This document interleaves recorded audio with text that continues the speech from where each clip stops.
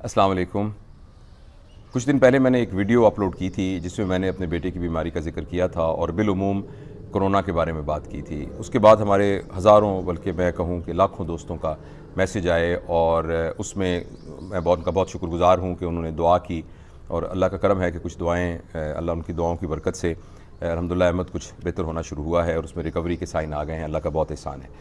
इस वीडियो के ज़रिए मुझे उन तमाम सवालों का जवाब देना है जो मेरे दोस्तों ने पूछे जिनके घर में कोई ना कोई कोरोना का मरीज़ मौजूद है, और मैंने सोचा कि मैं 4-5-6 मिनट के अंदर या जितने भी वक्त में एक मुख्तसर आपको गाइडलाइन बता दूं कि अगर खुदा न खास्ता आपके घर में कोरोना का मरीज़ है तो आपने उसको कैसे लुक आफ्टर करना है। पहली बात यह है कि मेरी इस बात को एक हतमी मेडिकल एडवाइस ना समझा जाए। ये डिस्क्लेमर जैसे बयान किया जाता है ना कि आपने अपने मरीज़ का इलाज एक डॉक्टर, मुस्तनद डॉक्टर की ज़ेरे निगरानी ही कराना होता है। ये वो गाइडलाइन हैं जो कि इस्टेब्लिश्ड हैं और जो कि पल्मोनोलॉजिस्ट जो हैं जिनको के रिकमेंड कर रहे हैं, ये वो एक गाइडलाइन है। मगर इसको हतमी लफ्ज़ या हरफ आखिर ना समझिएगा और अपने ट्रीटिंग फिजिशियन के साथ रब्ता रखिएगा। पहली बात यह है कि कोरोना का चूँकि इस वायरस का कोई हतमी इलाज मौजूद नहीं है, एंटीवायरल ड्रग्स जो हैं वो तमाम मरीज़ों को देने की ज़रूरत नहीं होती, और अगर देने की ज़रूरत भी हो तो उनमें से बहुत सारी पाकिस्तान में अवेलेबल नहीं हैं। अगर अवेलेबल हैं तो वो बहुत महंगी हैं और वो हर जगह से मैसर भी नहीं आती। इसलिए जो बाकी एंटीवायरल के अलावा जो गाइडलाइन है वो मैं आपके सामने शेयर करना चाहता हूँ। अगर आपके घर में किसी को नज़ला हो, ज़ुकाम हो और सर में दर्द हो और बुखार हो या जिस्म टूटने लग जाए, तो आप जब तक टेस्ट नहीं भी आता तो आप इसको कोरोना समझ के ही ट्रीट कीजिए।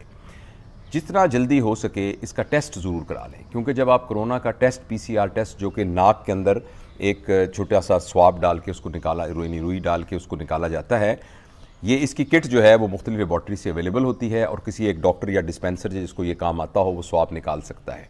वो टेस्ट कराना बहुत ज़रूरी है क्योंकि उससे आपको मालूम हो जाएगा कि आप कोरोना के मरीज़ को ट्रीट कर रहे हैं। अच्छा, अगर ये अलामात हो जाएं तो करना क्या है, मैं 1 2 3 4 करके बताता हूँ। पहली बात तो ये है कि आपने बाकी घर वालों को बचाना है। उसके लिए जो शख्स भी घर से कहीं और शिफ्ट हो सकता हो, किसी और को आपकी जगह हो, वो वहाँ शिफ्ट हो जाए।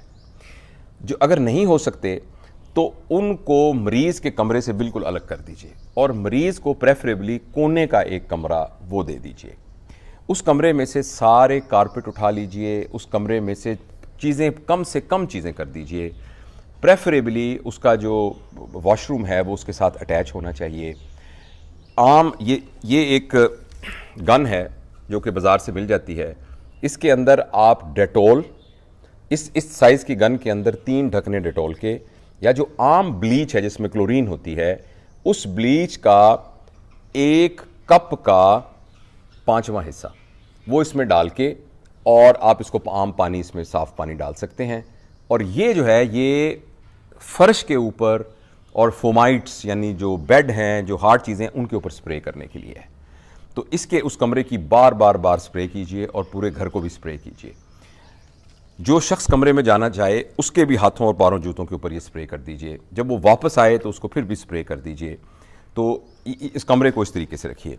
कोशिश कीजिए कि उस कमरे में जो चीज़ जाए वो डिस्पोजेबल हो, प्लेटें डिस्पोजेबल हों, कप डिस्पोजेबल हों, वहाँ से सीधे बिन में चली जाए। बिन के अंदर एक बड़ा शॉपर पड़ा होना चाहिए जिसके अंदर वो चली जाए, जब इकट्ठा हो जाए तो उसको शॉप कर दिया जाए। कोशिश किया जाए कि घर के अंदर से एक सेहतमंद आदमी जो है सिर्फ वही अटेंडेंट हो और बाकी लोग उसके अटेंडेंट ना हों। मेरे घर के अंदर मुझे ही अपने बेटे का अटेंडेंट बनना पड़ा और अयूब जो हमारा साथी है, हम दोनों। तो उसमें जाने से पहले ये N95 मास्क है, तो मैं ये करता हूँ कि ये मास्क पहन लिया और इसको फर्दर प्रोटेक्शन के लिए ये जो एक दूसरा मास्क है ये भी ऊपर पहन लिया, इससे ये कवर हो गया। कोशिश करता हूँ कि मैं ऐनक भी लगा के जाऊँ, मुझे तो वैसे भी ऐनक की ज़रूरत होती है। और उसके अलावा ये एक शील्ड मिलती है, इस शील्ड को इसके ऊपर इस तरीके से पहन लिया जाए। अब आप ये देखें, ये आप टोटली आपका अपर वाला एंड जो है वो प्रोटेक्ट हो जाएगा।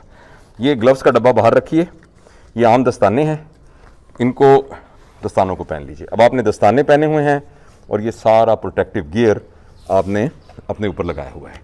इस प्रोटेक्टिव गियर के साथ आप अंदर कमरे में जाएंगे और जाके जो भी आपने इलाज करना है, खाना देना है, बर्तन उठाने हैं, جو بھی اس کی تیمارداری کرنی ہے وہ آپ نے کرنی ہے.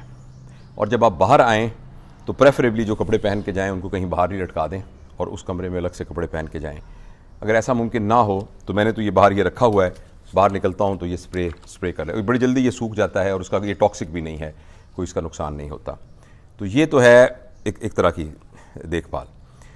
دوسری اہم بات یہ ہے کہ گھر کے اندر جتنے اور غیر ضروری افراد ملنے کے لیے, عیادت کے لیے آنے والے, ملنے کے لیے آنے والے باقی جو لوگ ہیں, اگر آپ کے گھر میں کچھ لوگ ورکرز کام کرتے ہیں وہ نہ آئیں تو اچھا ہے, ان کو آپ چھٹی دیجیے اور گھر کے کام آپ خود کیجیے.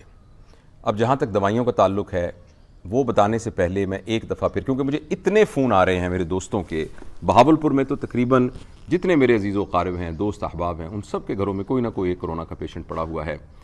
تو میری یہ گزارش ہے کہ ہمارے جو ہاسپٹل ہیں وہ پہلے ہی بھر چکے ہیں. ہاسپٹل کو ریزرو رکھا جائے ان مریضوں کے لیے جن کو کہ آکسیجن کی ضرورت ہوگی, یعنی اسسٹڈ آکسیجن کی, یعنی ہائی فلو آکسیجن کی ضرورت ہے, یا ان کی یعنی جو سانس کی نالی کے اندر ٹیوب ڈال کے اینڈوٹریکل انٹیوبیشن جسے کہتے ہیں اس کے ذریعے وینٹیلیشن کی ضرورت ہے. اس سے پہلے کوشش یہ کرنی چاہیے کہ ہم اپنے مریضوں کا گھر میں ہی علاج کریں. اس گھر کے علاج میں مجھے یقین ہے کہ آپ کسی ڈاکٹر کے مشورے سے کر رہے ہوں گے, لیکن ایک ریکمینڈڈ اینٹی بائیوٹک ہے, وہ ہے ایزیتھرومائسین.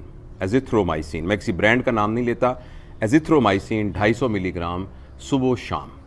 یہ اچھا, اس دوائی کے ساتھ یہ ہے کہ ویسے تو یہ سیف دوائی ہے, لیکن اس کے ساتھ ڈائریا ہو جاتا ہے بعض لوگوں کو. اگر یہ ڈائریا ہو جائے بہت زیادہ تو پھر اس کو روکنے کی کوشش نہیں کرنی, بلکہ اس کو ORS اور نیمبو اور نمک ڈال کے اس پانی کے ساتھ اور فروٹ جوسز کے ساتھ, مینلی جو ORS جو بچوں کو نمکول کا پانی دیا جاتا ہے اس کے ذریعے کنٹرول کرنے کی کوشش کی جانی چاہیے. اگر یہ ایزومیکس کے اس کی باڈی اس قسم کی ہے مریض کی کہ ڈائریا نہیں رک رہا, تو پھر ہم ایزومیکس کو چینج کر سکتے ہیں کسی اور اینٹی بائیوٹک سے, اور وہ ایک اینٹی بائیوٹک لیووفلاکسسن ہے جو 500 ملی گرام ایک روزانہ دینی ہوتی ہے. جو ہمارے پلمونالوجسٹ اعظم مشتاق صاحب نے جو میرے بیٹے کے لیے پرسکرائب کی تھیں, وہ ایزومیکس کی تو اس کو اتنا ڈائریا ہو گیا کہ ہمیں بند کرنا پڑا, تو انہوں نے مجھے پرسکرائب کی کہ سیفٹرائکزون 1 گرام صبح 1 گرام شام انجیکشن کی شکل میں لگایا جائے. تو لیکن اگر انجیکشن چونکہ گھر میں لگانے ممکن نہیں ہوں گے, اگر آپ کے پاس کوئی میڈیکل پرسنل نہیں ہے, تو لیووفلاکسسن 500 ملی گرام ایک اینٹی بائیوٹک یہ دی جا سکتی ہے. اس کے بظاہر کوئی سائیڈ ایفیکٹ نہیں ہے. اس کے علاوہ دوسری بات یہ ہے, ایک اور اینٹی بائیوٹک ہے وبرامائسین, وہ جب ایڈ کر دی جائے, اور جیسے اگین میں آپ کو بار بار بتا رہا ہوں کہ یہ ساری امپیریکل تھراپی ہیں اور مختلف لوگ مختلف یعنی اسکیم کو فالو کر رہے ہیں. This is one of the schemes کہ وبرامائسین آپ دوسری ایڈ کر دی جائے, تو اس سے اس وائرل انفیکشن کے بعد جو بیکٹیریا کی انفیکشن ہونی ہے تو اس سے بچت ہو سکتی ہے. تیسری بات یہ ہے کہ اگر پیشنٹ کو کوئی معدے کا السر نہیں ہے یا اس کو کوئی بلیڈنگ کا کوئی پرابلم نہیں ہے تو اس کو ڈسپرین شروع کرنی چاہیے. خاص طور پہ جو لو ڈوز ڈسپرین ہے جو کہ 150 ملی گرام کی ہوتی ہے گولی, جو عام ڈسپرین ہوتی ہے وہ 300 ملی گرام کی ہوتی ہے, تو آدھی وہ گولی دی جا سکتی ہے, یا جو 150 ملی گرام کی ایسپرین ملتی ہے وہ روزانہ ایک دینی چاہیے. اس کی دینے کی وجہ یہ ہے کہ بہت سارے لوگوں کے اندر جو خون کی شریانیں ہیں ان میں خون جمنا شروع ہو جاتا ہے, اور خاص طور پہ ینگ لوگوں میں جتنی ڈیتھ ہوئی ہے وہ اس کوگولیشن خون کے جمنے کی وجہ سے ہوئی ہے. اور خاص طور پہ جن کو پھر پھیپھڑوں کے اندر بھی, جن کو سوری میں ٹیکنیکل ورڈ یوز کر رہا ہوں, انفلٹریٹس بن جاتے ہیں, یعنی آپ سمجھیں کہ اس جگہ پہ سوزش ہو جاتی ہے, ان کے اندر بھی خون کی شریانوں میں بلڈ کلاٹ ہو جاتا ہے, تو اس کو بچانے کے لیے یہ ڈسپرین دینے کی ضرورت ہے. یہ تیسری بات. چوتھی, کچھ دوائیاں ہوتی ہیں جن کو اینٹی ہسٹامین کہتے ہیں, ان میں سے اب میں اگین کو برانڈ سے بچنا چاہ رہا ہوں, لیکن پھر بھی جو میں احمد کو دے رہا ہوں وہ فیکسیٹ ہے, فیکسوفیناڈین. وہ 120 ملی گرام کی گولی بھی ہوتی ہے, 60 ملی گرام کی, تو آپ 60 ملی گرام صبح و شام دے سکتے ہیں, تو اس سے گلے کی اریٹیشن وہ بہتر ہو جاتی ہے. اس کے علاوہ ہائیڈروکسی کلوروکوئن 250 جو ٹیبلٹ ہے وہ 2 گولیاں صبح 2 شام, یہ 7 دن کے لیے ریکمینڈ کی جا رہی ہے کہ یہ دوائیاں لیں. میں ان سب کو دہراتا ہوں, لیووفلاکسسن یا ایزومیکس یعنی ایزیتھرومائسین, نمبر 2 کلوروکوئن, نمبر 3 ڈسپرین, نمبر 4 فیکسوفیناڈین, تو یہ دوائیاں ہیں وہ جو دی جائیں. اس کے علاوہ جب مریض کو بخار کی بہت زیادہ سپائک آئے گی, جو کہ ایک خاص فیچر ہے جس میں پورا جسم ٹوٹنا شروع ہو جاتا ہے, جس کو مائلجیاس کہتے ہیں, ایسی صورت میں جو ہی مریض کو لگے کہ اب اس کو بخار ہونے لگا ہے تو فٹافٹ وہ نہا لے, اور نہا کے ٹھنڈے کسی پنکھے کے سامنے بیٹھ جائے, اور پیناڈول کی 2 گولیاں اس کو دی جا سکتی ہیں. تو یہ ہے ایک ہیلدی آدمی کے لیے یہ دینا.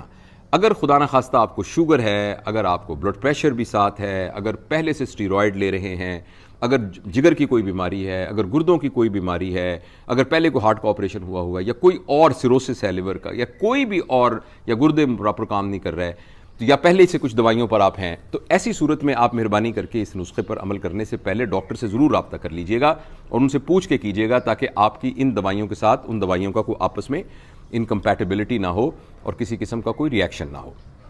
اس کے علاوہ جو چیزیں اور کرنے کی ہیں، بلڈ کمپلیٹ ایگزامینیشن کرانا ہر مریض کا بہت ضروری ہے۔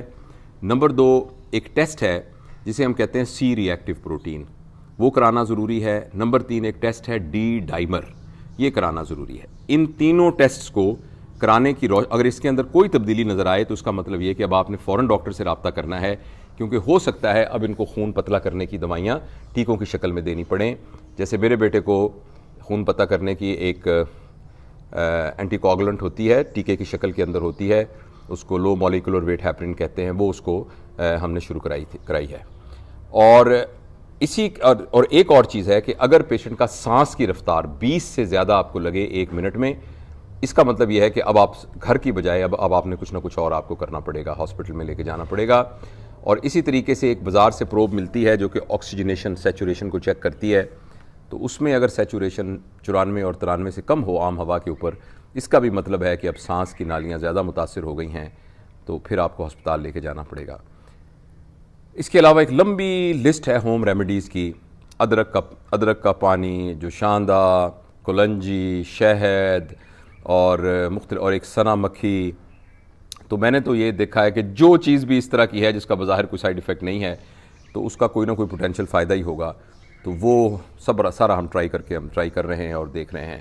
گرم پانی کا ایک گلاس پاس رکھ دینا چاہیے، نیم گرم کا، جب بھی کھانسی آئے تو وہ ایک گھونٹ کر کے وہ پانی پینا شروع کر دیں۔ تو یہ کچھ موٹی موٹی باتیں ہیں۔ مجھے اللہ کی ذات سے امید ہے کہ بہت سارے ینگ لوگ تو اس سٹیج پر آنے سے پہلے ہی ٹھیک ہو جائیں گے، جن کو نزلہ زکام کھانسی بہت، ان کو ایسے لگے گا جیسے نارمل ایک نزلہ زکام ہوا ہے، وہ ٹھیک ہو جائیں گے۔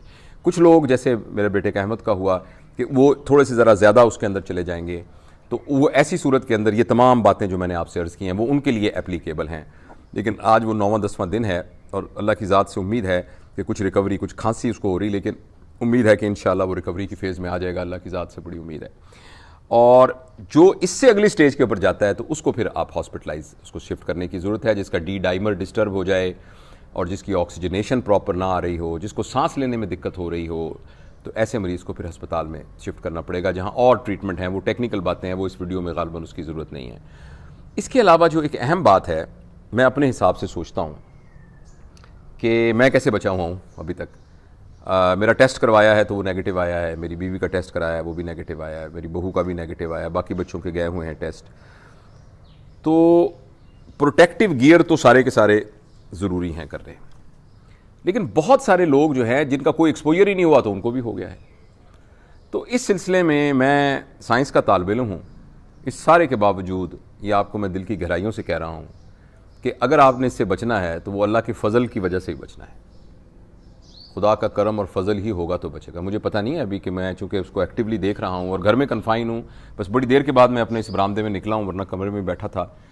تو لیکن اگر ہم نے اس سے بچنا ہے تو وہ بنیادی طور پر کچھ اللہ کے فضل سے، اللہ کے کرم سے اس سے بچنا ہے، لہٰذا ساری احتیاط کرنی بہت ضروری ہے، گیئرز، پروٹیکٹیو، یہ وہ بلا بلا، لیکن یہ ہے کہ ساتھ اللہ سے اپنا تعلق بھی بنائیں اور زندگی کو بھی ریوائز۔ مجھے ان دنوں کے اندر پورے ایک ہفتے میں اپنی پوری زندگی کو ریوائز کرنے کا، زندگی کے بارے میں سوچنے کا، اس کو ری پرائورٹائز کرنے کا، پرائورٹیز بنانے کا ایک پورا موقع ملا، اور میں ابھی بھی اس کے اوپر کام کر رہا ہوں کہ زندگی میں کن چیزوں کو اہمیت دینی ہے۔ تو یہ اللہ تعالیٰ نے ہر تکلیف کے اندر، ہر آزمائش کے اندر، ہر ابتلا کے اندر ایک لیسن ہوتا ہے بہت، جس کو ہم نے مس نہیں کرنا ہوتا، اور وہ لیسن یہ ہے کہ ہم نے اپنی زندگی کی پرائورٹیز بنانی ہے۔ جیسے میں نے اپنے بیٹے سے بات کر رہا تھا، وہ تھوڑا سا اس پوزیشن میں ہو گیا ہے، میں نے اسے کہا کہ دیکھو تم نے اپنی امیونٹی پہ انویسٹ کرنا تھا، وہ تم نے نہیں کیا، امیونٹی پہ انویسٹ نہیں کیا، ایکسرسائز پہ انویسٹ نہیں کیا، اپنی محنت کے اوپر، اپنی باڈی کے اوپر انویسٹ کرنے کی ضرورت ہے۔ تو ہم سب کو اپنی امیونٹی پہ انویسٹ کرنے کی ضرورت ہے، ہمیں اپنی انٹلیکٹ پہ انویسٹ کرنے کی ضرورت ہے، ہمیں اپنے ایموشنز پر انٹلیکٹ اور ہماری اسپرچویلٹی پر ہمیں انویسٹ کرنے کی ضرورت ہے، اور انہی کو پرائورٹیز ہمیں بنانا ہوگا۔ تو ان کو جب ہم پرائورٹیز بنائیں گے تو اللہ نہ کرے اس طرح کی کوئی مشکل آ بھی گئی تو اللہ تعالیٰ میں ہمت دے گا اور ہم اس میں سے نکل جائیں گے۔ اور دوسری بات یہ ہے کہ اگر فرض کریں جانے کا ٹائم آ ہی گیا تو چلے بھی گئے ہم یہاں سے، تو جائیں گے بھی تو پھر ایسے روتے روتے نہیں جائیں گے, رج کے ہوئے جائیں گے. دیکھیں مجھے اب جیسے کل ہمارا دوست ہے مصدق, وہ نیورو سرجن تھا, ایسوسیٹ پروفیسر, وہ 3 دن پہلے بیمار ہوا, کل وہ بیچارہ فوت ہو گیا. ایک اور ہمارے بہت عزیز دوست ہیں ڈائریکٹر انفارمیشن, وہ بھی آئی سی یو میں شفٹ ہوئے, اللہ ان کو زندگی دے. یعنی تقریباً ہر گھر سے ایک بندہ ایسا کر کے وہاں جا رہا ہے. اتنا زیادہ ہی نہیں, یہ اس کا ریمپنٹ ہو گیا, اتنا زیادہ ہو گیا. تو اس سارے کے اندر کیا پتہ ہم میں سے بھی کوئی دبوچا جائے, اگر ایسا آئے گا. لیکن اگر ہم اندر سے بنے ہوئے ہوں گے تو ہم جائیں گے بھی ہنستے ہنستے, ہم اس کو بھی نا ایک ایمبریس کریں گے, ایک فخر کے ساتھ اور ایک آنر کے ساتھ اور عزت کے ساتھ. تو اس لیے اللہ نے اگر کسی کے اوپر کوئی امتحان ڈالا ہوا ہے, اس کو ایک اپرچونٹی سمجھتے ہوئے ہمیں اس کے اندر سے بھی کچھ نہ کچھ لے کے باہر نکلنا ہے. بہت بہت شکریہ.